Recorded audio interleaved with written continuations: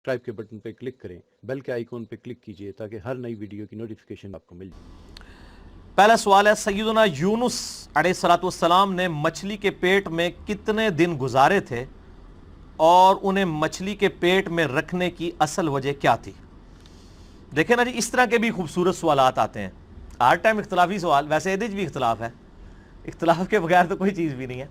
बहरहाल मेरे भाइयों, सैयदना यूनुस अला नबीना व अलैहिस्सलातु वस्सलाम की शख्सियत बड़ी गैर मामूली शख्सियत है, इस हवाले से कि ये पैगंबरों में वाहिद पैगंबर हैं जिन पर अल्लाह ताला ने उनकी लग़ज़िश के सबब अताब फरमाया।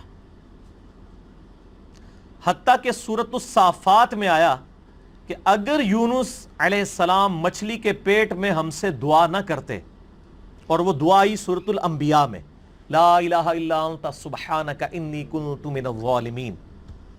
अगर यूनुस इन अल्फाज में हमें ना पुकारते तो मछली के पेट से उसी दिन निकाले जाते जिस दिन मुर्दे अपनी कब्रों से निकलेंगे। इतना अताब, इतना जलाल अल्लाह का कि यूनुस की गलती इतनी सवीर नौयत की कि जिस दिन मुर्दे कब्रों से निकाले जाएंगे उस दिन ही फिर अल्लाह ताला फरमाते हैं हम यूनुस अलैहिस्सलाम को मछली के पेट से निकालते हैं। और दुआ भी देखें, सूरतुल अंबिया में आई, ला इलाहा इल्ला अंता सुब्हानका इन्नी कुन्तु मिनज़ ज़ालिमीन। ला इलाहा इल्ला अंत, कोई नहीं माबूद सवाए तेरे, सुब्हानक, अल्लाह तू तो पाक है, तू तो गलती नहीं कर सकता, इन्नी कुन्तु मिनज़ ज़ालिमीन, मैं तो इंसान हूं, गलती करूंगा। क्या जबरदस्त अंदाज है जी तौबा करने का। अल्लाह ताला की जो पाकी की सिफ्त है उसको ट्रिगर किया है कि अल्लाह तुझसे तो गलती नहीं होती, मैं तो बंदा वहां गलती करूंगा। और अल्लाह को इतनी पसंद आई ये कलिमात, और इसके साथ अल्फाज हैं, कज़ालिका नुनजिल मुमिनीन, हम ईमान वालों को भी इसी तरीके से निजात देंगे जो यूनुस की तरह हमसे दुआ मांगेगा। और जामिया तिर्मिज़ी में सही सनद के साथ हदीस है, जो शख्स भी यूनुस अलैहिस्सलाम की दुआ के साथ अल्लाह की तरफ मुतवज्जे हुआ, अल्लाह उसे कभी महरूम नहीं लौटाएगा। ये अस्माए आज़म है। मेरा एक क्लिप 4 लाख से ज्यादा लोग यूट्यूब पे देख चुके हैं। मुसीबत और परेशानी से बचाव के 3 वज़ाइफ, ला इलाहा इल्ला अंता सुब्हानका इन्नी कुन्तु मिनज़ ज़ालिमीन, हस्बुनल्लाहु व निअमल वकील, और या हय्यु या क़य्यूम बिरहमतिका अस्तगीथ। ये 3 वज़ाइफ। यूनुस अलैहिस्सलाम से गलती जो हुई वो कुरान हकीम में सूरह यूनुस के अंदर, सूरतुल अंबिया के अंदर, सूरह अस्साफ़ात के अंदर और बाकी सूरतों के अंदर टुकड़ों की फॉर्म में, सूरह साद में भी ये टुकड़ों की फॉर्म में पूरी की पूरी एक उनकी स्टोरी आई है। वो मैं कंबाइंड फॉर्म में आपको बयान कर देता हूं कि यूनुस अलैहिस्सलाम की को बिल्कुल अगले पैगंबरों की तरह अल्लाह ताला ने ये हुक्म दिया था कि तुम्हारे जो मुखालिफीन हैं उनको जो अल्टीमेटम दिया जाएगा उसके बाद उनको तबाह बर्बाद कर दिया जाएगा। लेकिन पैगंबर का ये काम होता है कि वो फाइनली अपना इलाका छोड़ने से पहले अल्लाह ताला की तरफ से जो प्रॉपर ऑफिशियल परमिशन है उसका इंतजार करता है, वही की फॉर्म में। फिर अल्लाह ताला हुक्म देता है, जिस तरह कि मूसा अलैहिस्सलाम को हुक्म हुआ कि रात के वक्त बनी इसराइल को लेकर निकलो, तो उस वही का इंतजार किया, रात के वक्त का इंतजार किया, लेके निकले, अल्लाह की ताईद हासिल हुई। यूनुस अलैहिस्सलाम को भी बता दिया गया कि भाई तुम्हारे मुखालफीन को 3 दिन की ये मोहलत है, अगर ये ईमान ले आए तो ठीक, अदरवाइज इन पे अजाब आ जाएगा।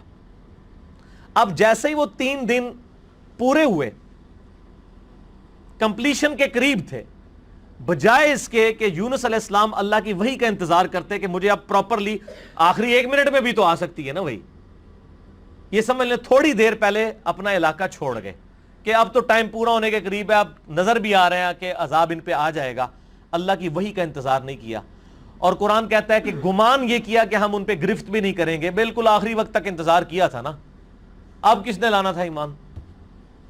लेकिन पैगंबरों के लिए छोटी सी लग़ज़िश भी अल्लाह के हुजूर जो है वो बड़ा मामला होता है, क्योंकि उनका रुतबा बुलंद होता है।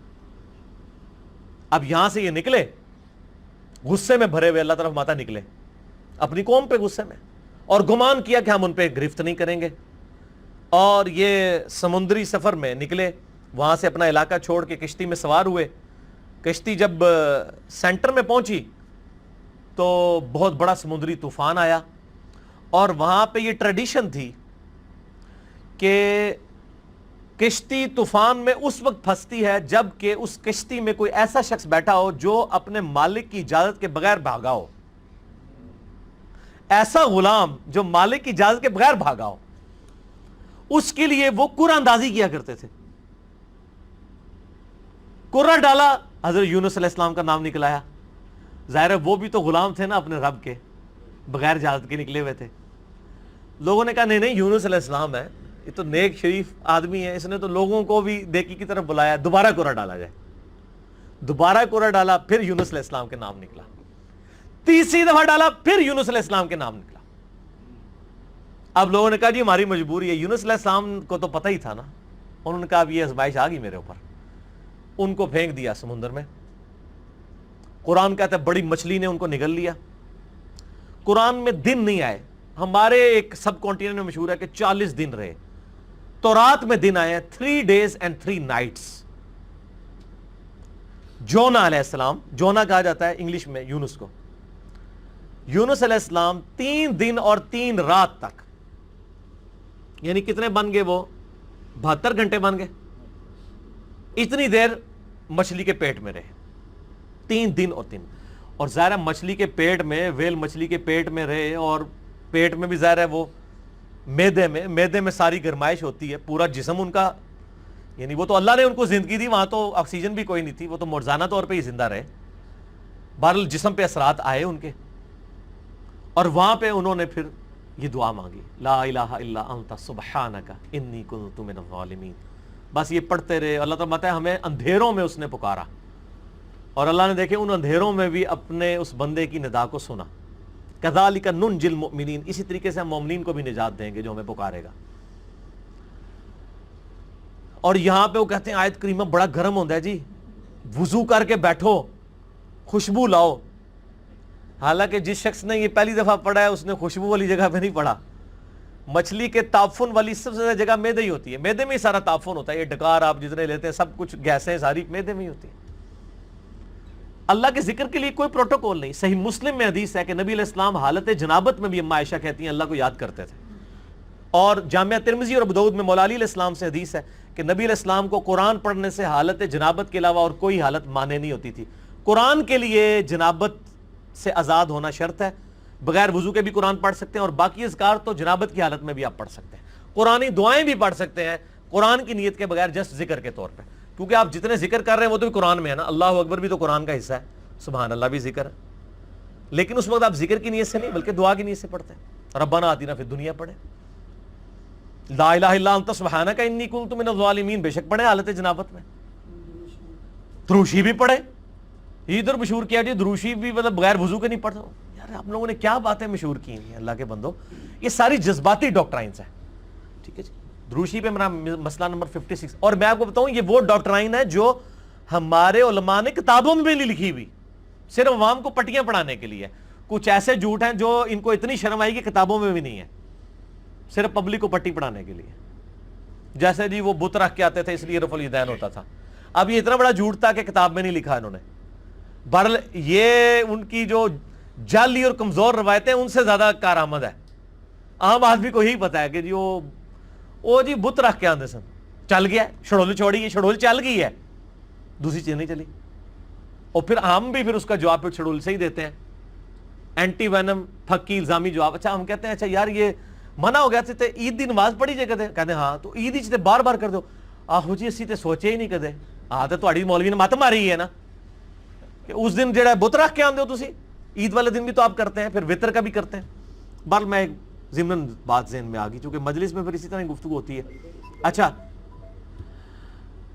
تو یونس علیہ السلام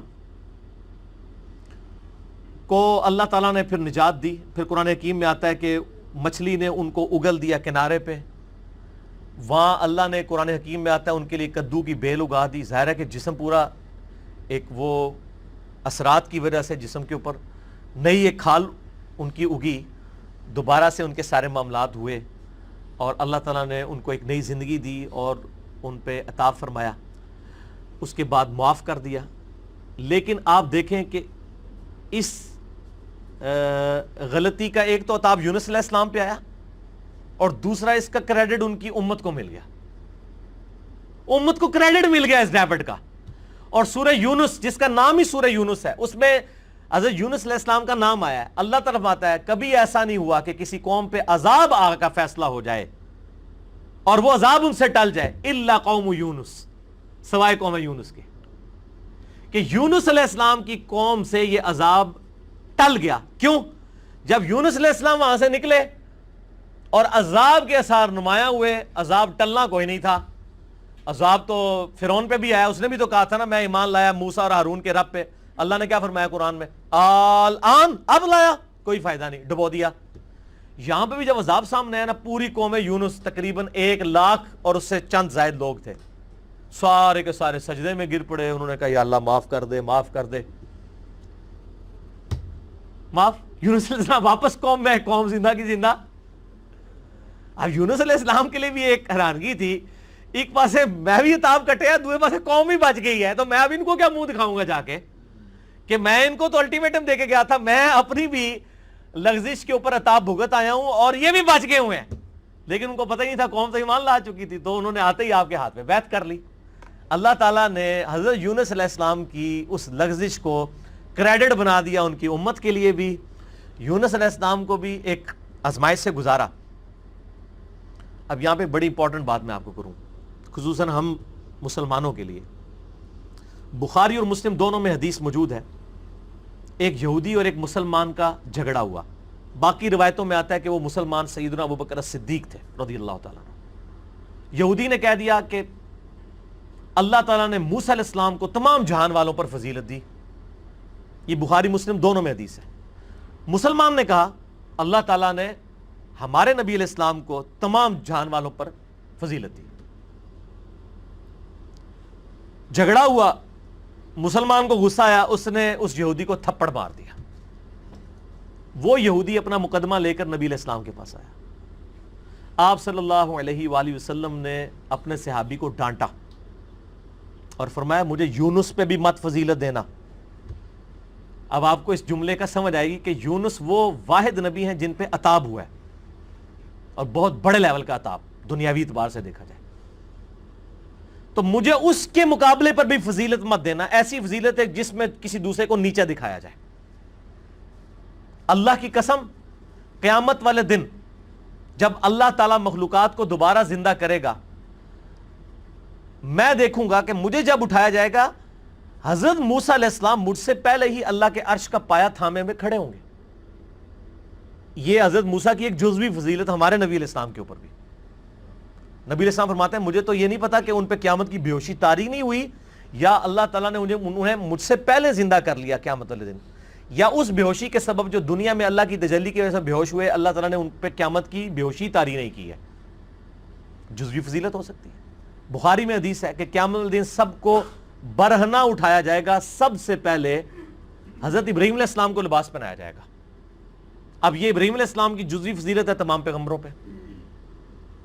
حضرت عیسیٰ علیہ السلام کو بغیر باپ کے پیدا کیا, یہ ان کی جزوی فضیلت ہے. اور ایک اور فضیلت کہ عیسیٰ علیہ السلام آج تک زندہ ہے,